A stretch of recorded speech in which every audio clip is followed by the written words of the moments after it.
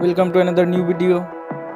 In this video you will see how to fix WhatsApp update issue. Please follow complete the process.